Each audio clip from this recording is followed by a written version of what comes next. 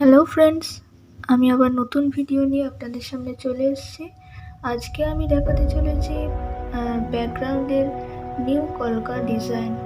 তো আপনারা যারা এখনো পর্যন্ত আমার চ্যানেলকে সাবস্ক্রাইব করেননি, নতুন নতুন ইন্টারেস্টিং ভিডিও পেতে অবশ্যই চ্যানেলটিকে সাবস্ক্রাইব করে নেবেন।